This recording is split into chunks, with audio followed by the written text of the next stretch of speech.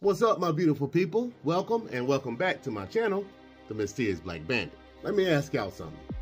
What in the world would possess a child to kill his very own mother? Well, in today's video, we'll be talking about this young kid that shot and killed his mother for not buying him a virtual reality headset. Now, before we get started, go ahead and do your boy a favor and hit that like and subscribe button. And if you haven't already, make sure you turn on those notifications to make sure you don't miss out on any video I upload. Now, once you've done that, let's jump into this video. On November 21st, 2022, 44-year-old Quiana Mann was in the basement of her home around 7 a.m. doing laundry when her son came down and asked her if she would buy him a $500 Oculus VR headset, but she refused. As she turned around and looked, her son was standing there pointing a gun directly at her. And within a split second, he fired a bullet directly into her face, killing her. Afterwards, he ran and put the gun in the living room closet to try to hide it from the family. Then he went and woke his 26-year-old sister up, who was upstairs asleep at the time. As she was waking up, he told her to come. "I think Mama's dead." So she rushed down to the basement and discovered her mother lying on the floor dead. Then she frantically called the police. Once the police arrived, the boy initially told investigators that the shooting was an accident. He stated he went into his mother's bedroom and got the gun and walked down to the basement where she was downstairs doing laundry and started twirling the gun around on his finger. And all of a sudden, the gun went off, shooting her in the face. So believing that the cause of the shooting was due to a child playing with a gun, the police released him from custody and he was allowed to stay at home with his family. But the events that happened the next day is what made the family members become a little suspicious.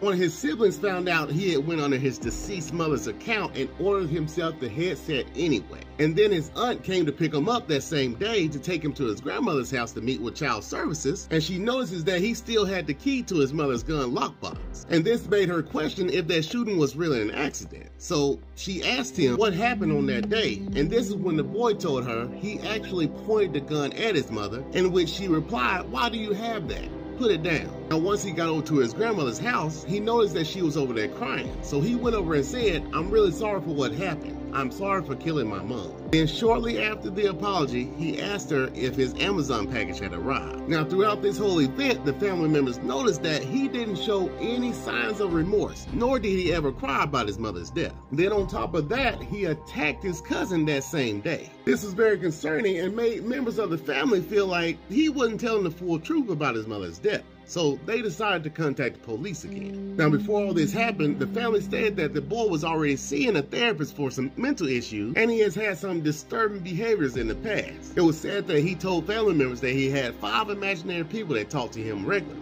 2 sisters, an old woman, and 2 mean men. Then Brianna, who is his 26-year-old sister, stated that her brother has always had rage issues majority of his life, which caused him to become very angry and act out really quick. Then it was said that when he was just 4 years old, he allegedly picked up the family puppy by the tail and swung it around like a doll until it started whining. And just 6 months ago, he had filled a balloon up with a flammable liquid and set it on fire inside the house. And this caused a huge explosion that set the furniture and carpet on fire. When they asked him, "Why would you do such a thing?" he told them his 2 sisters told him to do it. Now, sometime between these events, his mother had set up surveillance cameras around the house to keep track on what he was doing. But somehow those cameras were turned off 2 weeks prior to her death. Now, after learning about these new details, the police decided to interview him again. And this time is when he told them the truth. He claimed that his mother had come into his room and woke him up at 6 a.m., which was 30 minutes before he was supposed to get up. But once he was up, he asked her if she could buy him a virtual reality headset, in which she replied no. This caused him to get very upset. So he went in his mother's bedroom, got her gun, then walked down to the basement where she was down there doing laundry. Then he aimed the gun at his mother, holding it with 2 hands while in a shooting stance. He told the police he shot the gun at the wall to try to scare her, but she walked in front of him as he was pulling the trigger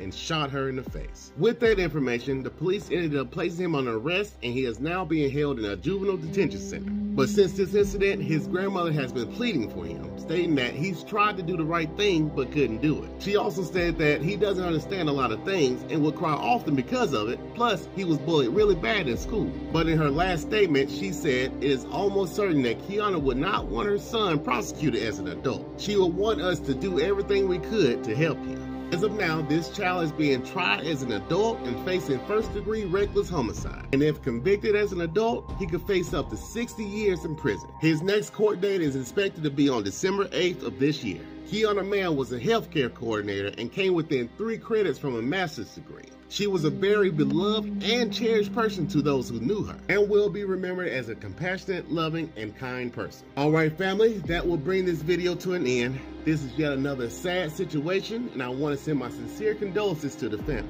Listen, this is just a message for anyone out there. If you are showing signs, or you know someone showing signs of a mental health condition, please seek professional help. This mental health thing is a very serious problem, and it can very much get out of hand. So please seek help. I promise you, there is something out there that can help you. Now, with that being said, what do y'all think?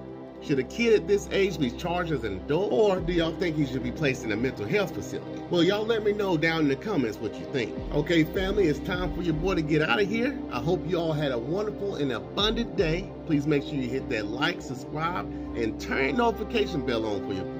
And until next time, stay mysterious, my friend.